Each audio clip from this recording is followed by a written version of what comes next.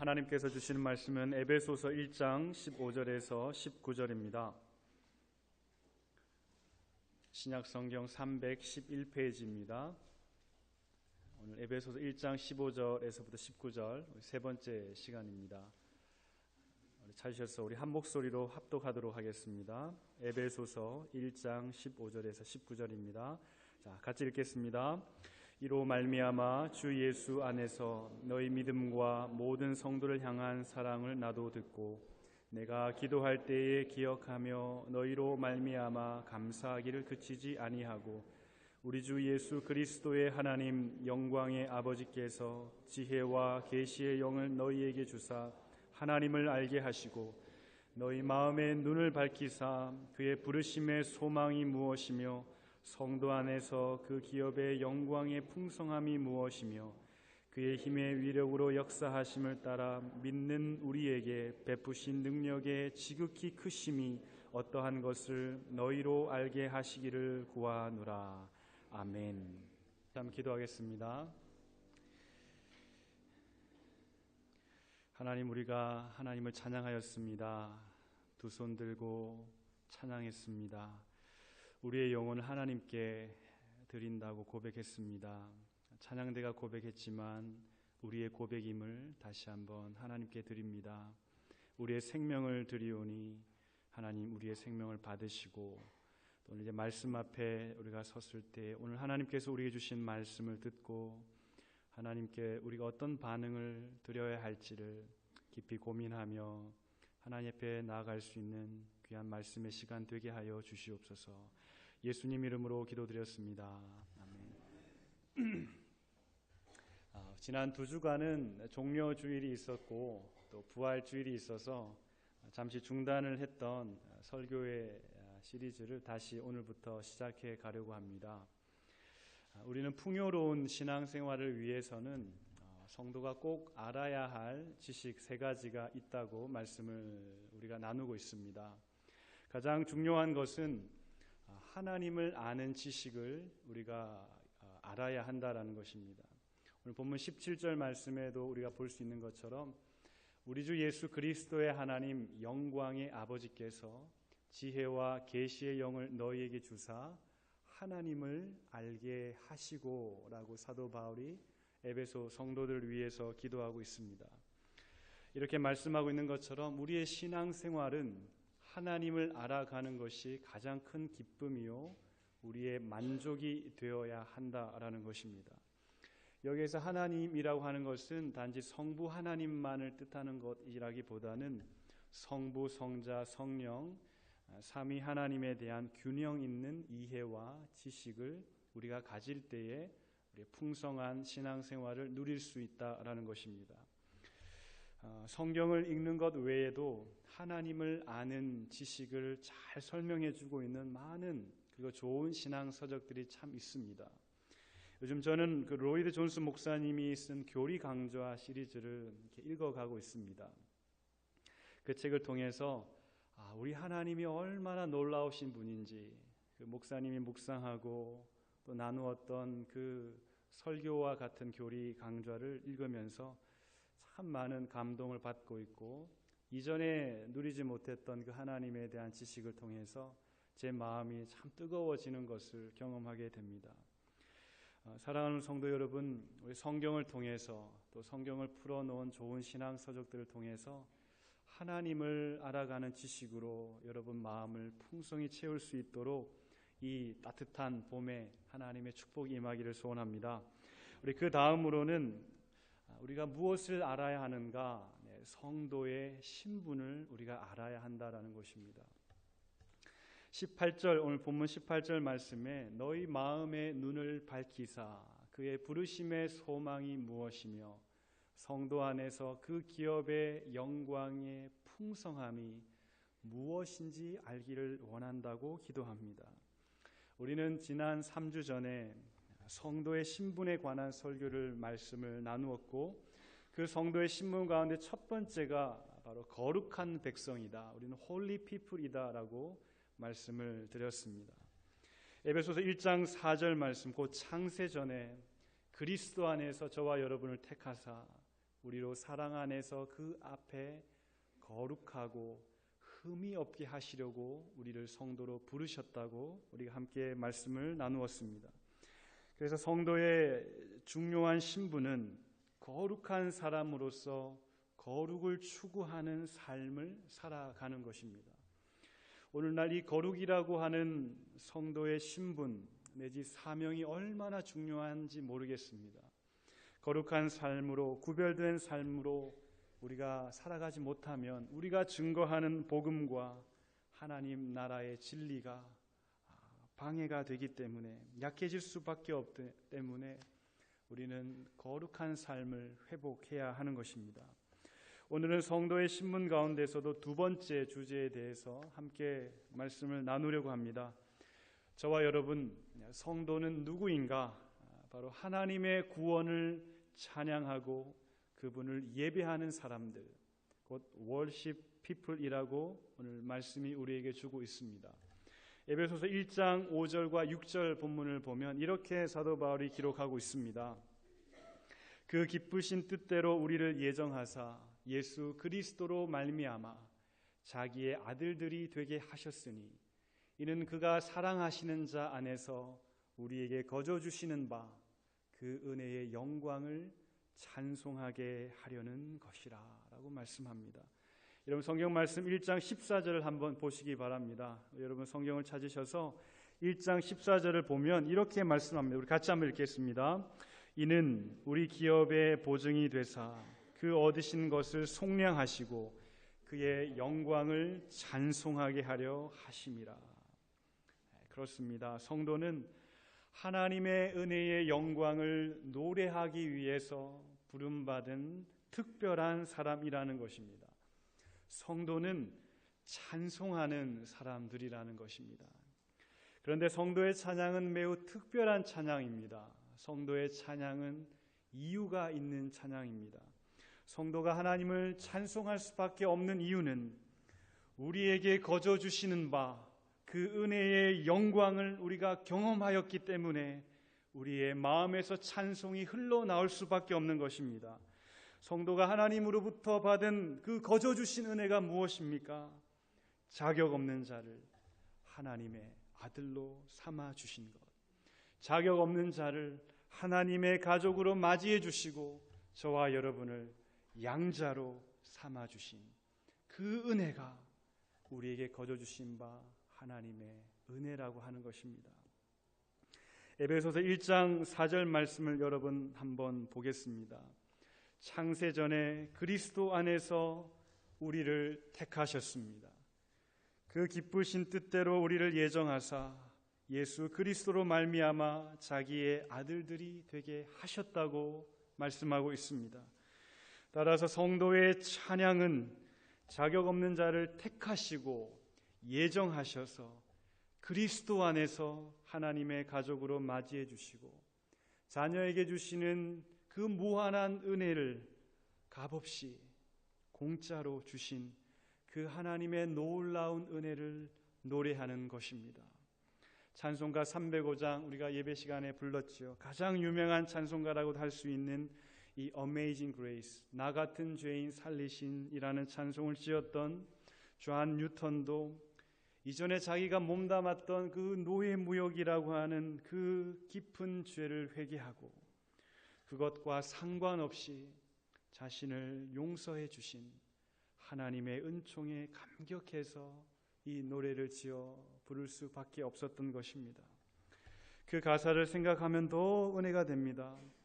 Amazing Grace, 얼마나 놀라운 은혜입니까? How sweet the sound, 얼마나 달콤한 말입니까? That saved a wretch like me, 그 은혜가 벌레 같은 나를 구원하였습니다. I once was lost, but now I'm found. 한때는 내가 잃어버린 탕자였지만 지금은 하나님의 품 안에서 나를 발견하였습니다. Was blind, but now I see.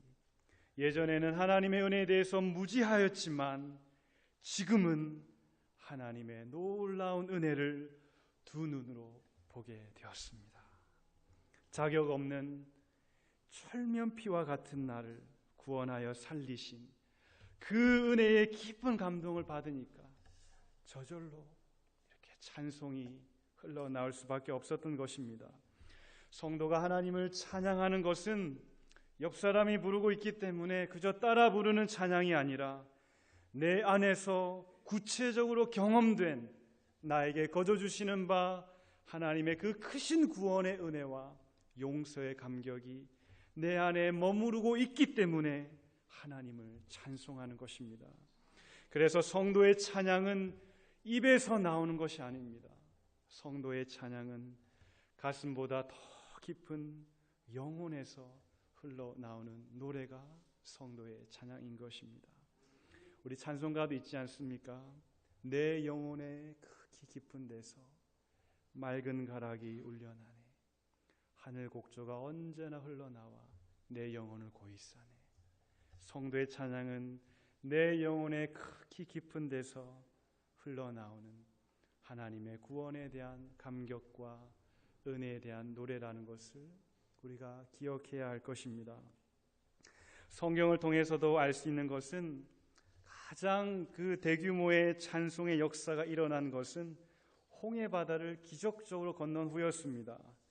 이스라엘 백성이 애굽을 탈출하여 홍해 앞 바다까지 가게 되었습니다. 애굽의 군사들이 총동원되어서 이스라엘 백성을 추격하여 왔습니다. 이스라엘 백성 앞에는 지금 홍해 바다가 가로막혀 있고 뒤에는 애굽의 군사들이 추격하여 왔습니다. 마치 도간에 든 쥐처럼 꼼짝할 수 없이 죽을 수밖에 없는 상황이 되었습니다.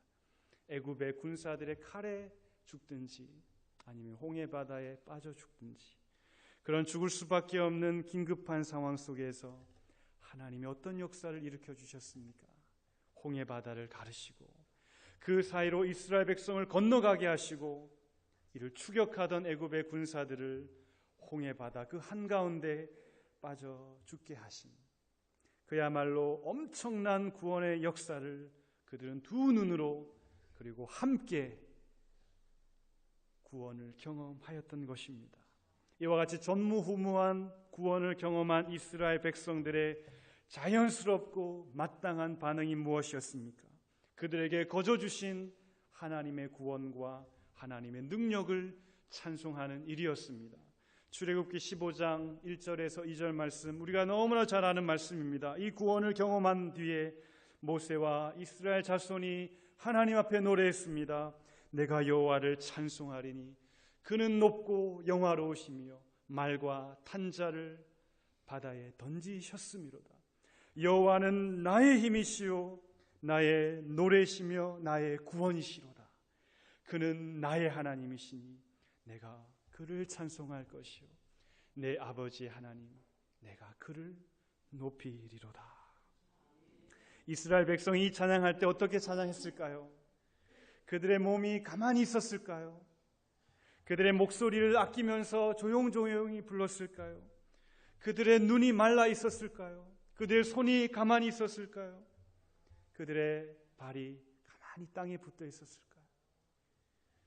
큰 소리로 하나님을 찬송할 수밖에 없었던 이유, 몸과 마음으로 찬양할 수밖에 없었던 이유는 홍해 바다에서 그 큰 구원을 하나님으로부터 값없이 받았고 하나님의 능력을 경험했기 때문에 찬송이 이루어졌던 것입니다. 사도행전 3장을 보면 태어날 때부터 걷지 못했던 한 지체장애자가 있었습니다. 베드로가 이를 불쌍히 여겨서 기도하였고 성령의 역사로 이 지체장애자가 일어나게 되었습니다.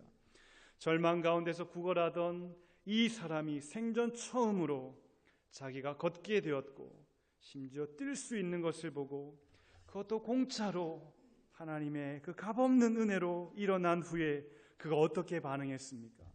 사도행전 3장 8절 이렇게 설명합니다. 뛰어서서 걸으며 그들과 함께 성전으로 들어가서 하나님을 찬송했다고 성경이 말씀합니다. 절망 속에서 40년 동안 일어나 보지 못했던 그 사람이 값없이 주시는 구원과 값없이 주시는 치유의 역사를 경험하게 되면서 하나님을 뛰면서 걸으면서 찬송하였던 것입니다. 찬송은 하라 하라 해서 되는 것이 아니라 하나님의 구원을 맛보면, 하나님의 그 값없이 주시는 구원을 경험하면 저절로 우리의 마음에서 흘러나오는 주체할 수 없는 감격으로 노래할 수밖에 없는 노래가 바로 성도의 찬양이라고 하는 것입니다. 요한계시록 7장 말씀에도 구원받은 성도가 하늘에 올라가서 영원토록 우리가 할 일이 무엇인가, 죄와 사망의 권세에서 우리를 구원하여 주신 그 하나님을 영원토록 찬양하는 일입니다. 계시록 7장 9절에서 12절에 이렇게 말씀합니다. 이 일 후에 내가 보니 각 나라와 족속과 방언에서 아무도 능히 셀 수 없는 큰 무리가 나와 흰 옷을 입고 손에 종려나무 가지를 들고 보좌 앞과 어린 양 앞에 서서 큰 소리로 외쳐 이르되 구원하심이 보좌에 앉으신 우리 하나님과 어린 양에게 있도다. 아니 모든 천사가 보좌의 장로들과 생물들이 다 그 앞에 서서 경배하여 찬송합니다. 아멘. 찬송과 영광과 지혜와 감사와 존귀와 권능과 힘이 우리 하나님께 세세토록 있을지어다. 아멘. 이렇게 찬송하는 것입니다. 성도가 하늘에 올라가서 영원토록 할 일이 무엇입니까? 우리에게 구원을 주신 그 하나님을 찬양하고 하나님의 영광과 지혜를 높이고 그분에게 감사의 찬송을 드리고 그분의 전능하심과 거룩하심을 찬송하는, 그분의 영원하심을 노래하는 천상의 찬양 대원이 되어서 영원토록 하나님을 경배하는 일이 바로 성도의 일이라고 하는 것입니다. 성도는 하나님의 구원의 역사를 노래하는 찬양대입니다. 우리는 지금 예배를 위하여 우리 몇 성도들만 찬양대로 사역하지만 실제로는 우리 모두가 하나님이 우리에게 베푸신 구원의 능력과 그 영광을 노래하는 찬양대라는 사실을 우리는 기억해야 할 것입니다. 이사야 선지자가 이렇게 선포했습니다. 이 백성은 내가 나를 위하여 지었나니 나를 찬송하게 하려 함이니라. 사랑하는 성도 여러분, 찬양은 성도의 사명입니다.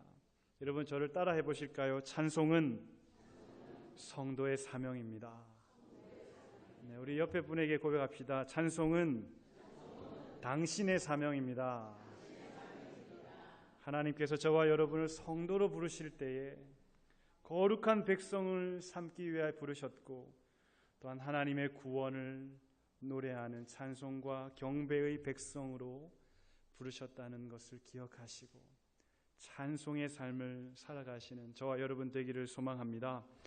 자, 그렇다면 하나님께서 저와 여러분을 이토록 찬송을 위하여 부르셨다면 우리가 어떻게 찬송의 삶을, 성도의 신분으로서 찬송의 삶을 살아갈 수 있을까요? 실제적인 지침을 우리가 함께 생각해 보아야 할 것입니다. 세 가지를 함께 나눌 텐데 첫 번째로는 우리가 찬송의 삶을 살기 위해서는 하나님을 아는 지식을 우리의 마음에 풍성히 채워야 합니다. 즉 다시 말씀드리면 하나님에 대한 무지함을 해결해야 찬송의 삶을 살아갈 수 있습니다. 하나님이 우리에게 베푸신 구원의 역사와 그 은혜를 노래하는 것이 찬송이라면 우리가 하나님께서 영원부터 계획하신 그 구원에 대해서 알아야 합니다. 예수님의 그 십자가의 구속의 은총에 대해서 우리가 깊이 이해해야 합니다. 성령께서 지금 성도 안에서, 교회 안에서, 이 세상 가운데서 어떻게 역사하고 계시는지 우리가 충분히 풍성하게 이해하고 알고 그것을 경험하면 할수록 우리의 찬송이 달라지게 되는 것입니다. 하나님을 아는 지식이 마음에 풍성하면 할수록 우리의 찬양의 경배의 모습이 풍성해지는 것입니다. 어떤 집사님께서 이렇게 고백하시는데 저도 참 감동이 되었습니다. 성경대학에 참여하여서 성경을 차근차근 읽어가는데 이전에 몰랐던 하나님, 그 하나님의 사랑을 참 깨달아지기 시작하더라는 것입니다. 그 하나님의 사랑이 얼마나 크고 감격적인지, 하나님이 이토록 나를 사랑하시는구나, 그 사랑을 아주 조금 알게 되니까 얼마나 마음이 뜨거워지는지, 나를 향한 하나님의 사랑이 이토록 크구나, 이스라엘 백성들의 그 반복되는 죄악에도 불구하고 끝까지 사랑하셨던 그 하나님의 사랑이 지금 나를 붙잡고 있구나. 하나님의 말씀을 읽으면서 또 성경을 배우면서 하나님의 사랑을 알게 되니까 마음이 뜨거워지고, 마음이 뜨거워지니까 나의 찬송이 달라지게 되었다고. 사랑하는 성도 여러분, 우리가 성도라면 하나님을 더 뜨겁게 찬양하고 그분을 더 감격적으로 예배하기 위해서라도 우리는 하나님을 알아야 합니다. 하나님을 아는 풍성한 지식으로 우리의 마음을 채워야 합니다. 골로새서 3장 16절 말씀에 이렇게 말씀합니다. 그리스도의 말씀이 너희 속에 풍성히 거하여 모든 지혜로 피차 가르치며 권면하고 시와 찬송과 신령한 노래를 부르며 감사하는 마음으로 하나님을 찬양하라고 말씀합니다. 우리가 하나님을 찬양하기 위해서는 그리스도의 말씀이 우리 안에 풍성히 거할 때, 하나님을 아는 지식으로 우리의 마음을 풍성히 채워갈 때 우리가 찬송의 능력을 경험하게 되는 것입니다. 그렇기 때문에 이번 주부터 개강하는 성경대학과 같은 성경 말씀 공부에 여러분 시간을 내어서 공부하면 하나님을 아는 지식으로 우리의 마음을 채우게 되고, 그 지식은 우리의 영으로 하여금 하나님을 찬양하게 만들기 때문에 우리의 예배와 찬양이 더 풍성해지고 더 은혜가 넘치게 될 것입니다.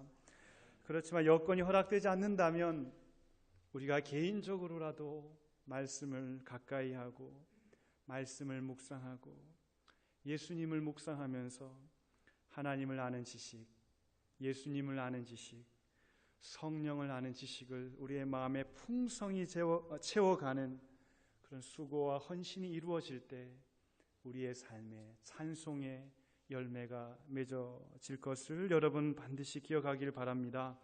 두 번째로, 우리가 찬송의 삶을 살아가기 위해서는 거룩한 삶을 살아가야 합니다. 다시 말씀드리면 삶의 부정함을 해결하지 못하면 찬송의 삶이 어렵습니다. 예수 그리스도를 풍성히 알아가는 가운데 성도의 본연의 목적인 부르심의 그 거룩한 삶을 살아갈 때에 우리의 마음에 찬양이 흘러나오기 시작하는 것입니다. 거룩한 삶은 성도로 하여금 찬양하는 삶으로 이끄는 힘이 있습니다. 하나님을 진심으로 찬양하고 하나님을 진심으로 예배하기를 원하는 성도의 마음속에는 어떤 마음이 있을까요? 시편 19편에 이렇게 말씀합니다. 나의 반석이시요 나의 구속자이신 여호와여, 내 입의 말과 내 마음의 묵상이 주님 앞에 연락되기를 원합니다.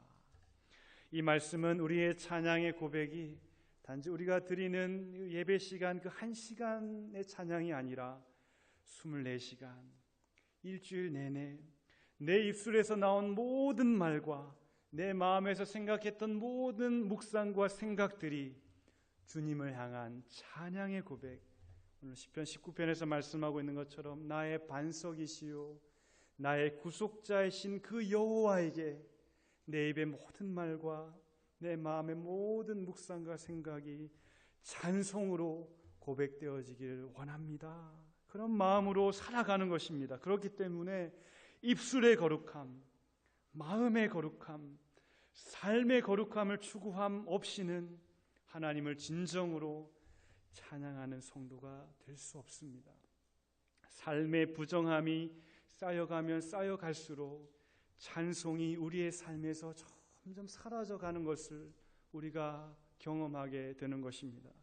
야고보서 3장 10절 말씀에 이렇게 말씀합니다. 한 입에서 찬송과 저주가 나는도다. 형제들아, 성도들아, 이것이 마땅하지 아니하니라.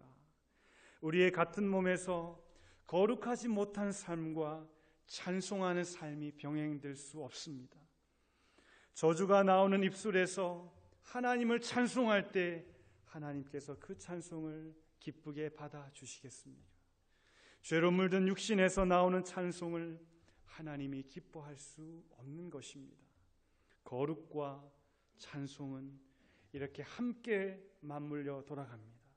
거룩은 우리를 찬송으로 이끌고 찬송은 우리를 거룩으로 이끈다는 사실을 우리가 기억해야 합니다. 시편 22편 말씀에 이렇게 말씀합니다. 이스라엘의 찬송 중에 계시는 주여, 주는 거룩하십니다. 이 말씀은 성도인 우리들에게 놀라운 하나님의 은혜를 주고 있습니다. 하나님께서 어디에 계신다고 말씀합니까? 성도의 찬송 중에 계신다고 말씀합니다. 찬송 가운데 계시는 하나님은 어떤 분이십니까? 거룩하신 분이십니다. 찬송의 시간은 우리에게 찾아오시는 거룩하신 하나님을 만나 배우는 시간이기 때문에 우리도 어떤 옷을 입고 하나님께 나아가야 합니까? 거룩의 옷을 입고 하나님께 나아갈 때 거룩하신 하나님을 찬송 중에 만나게 된다는 것을 여러분 기억하시기 바랍니다. 마지막 세 번째로 우리는 의지적으로 찬양의 장소에 참여해야 합니다. 시편 146편 말씀에 이렇게 말씀합니다. 할렐루야, 내 영혼아 여호와를 찬양하라. 할렐루야, 내 영혼아 여호와를 찬양하라. 우리는 의지적으로 우리의 영혼을 향해서 내 영혼아 여호와를 찬양하라고 외쳐야 합니다. 예배의 시간은 하나님의 말씀을 듣는 시간이기도 하지만 그것만큼 중요한 것이 무엇입니까? 우리에게 베푸신 하나님의 구원을 노래하며 하나님을 찬양하며 하나님을 경배하는 시간이 우리에게 참 중요한 예배 시간입니다. 그러므로 찬양의 시간에 참여하고 시간을 지키기 위해서 우리가 다 함께 노력해야 합니다. 설교를 듣고 축도만 받으면 예배를 드렸다고 생각하는 것은 잘못된 생각입니다. 우리가 10시 45분부터 시작하는 찬양의 시간부터 우리의 마음을 다해서 찬양할 때에 예배의 은혜가 넘치는 것입니다.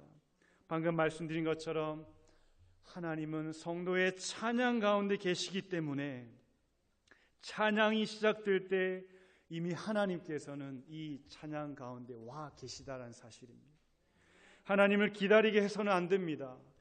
우리가 먼저 이 찬양의 자리에 와서 우리가 하나님을 기다려야 합니다. 우리에게 은혜 주시고 우리에게 말씀을 주실 그 하나님을 우리가 기다려야지 하나님께서 우리를 기다리게 해서는 안 된다라는 것입니다. 찬양이 있는 곳으로 우리 자신을 밀어 넣어야 찬송의 삶을 살아가게 되는 것입니다. 여러분의 가정과 직장 그리고 경영하는 사업터에서도 그곳이 여러분의 찬송의 장소가 되기를 주의 이름으로 축복합니다.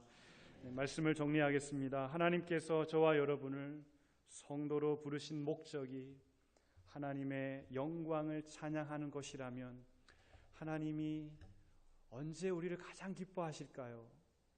우리가 하나님을 찬양할 때 하나님은 가장 기뻐하시고 즐거워하실 것입니다. 우리의 찬양으로 인하여 하나님은 하늘의 문을 활짝 여실 것입니다. 그런데 찬양은 하나님에게만 즐거움이 되는 것이 아닙니다. 하나님을 찬양할 때 우리의 영혼에 어떤 역사가 일어나는가? 시편 71편 23절 이렇게 말씀합니다. 내가 주를 찬양할 때에 나의 입술이 기뻐 외치며 주께서 속량하신 주께서 구원하신 내 영혼이 즐거워질 것입니다 라고 고백하는 것입니다. 우리가 찬양할 때 내 영혼이 즐거워진다는 것입니다. 찬송은 성도의 우울증을 치료하고 성도의 근심과 걱정을 몰아내는 하나님이 주신 치료의 약인 것입니다. 우리가 하나님을 찬양할 때 우리 영혼에 즐거움이 찾아오는 것입니다. 찬양은 하나님께 영광이 되지만 우리에게는 즐거움이 되어서 우리를 세상의 우울증으로부터 삶의 무거운 짐으로부터 그것을 버틸 수 있는 가장 강력한 힘이 찬송을 통해서 공급된다는 사실을 기억하시기 바랍니다. 찬양의 회복이 성도의 신분의 회복이요 우리 영혼의 회복의 능력임을 믿고 오늘부터 찬송의 삶을 풍성하게 살아가는 저와 여러분 되기를 주의 이름으로 간절히 축복합니다. 아멘. 하나님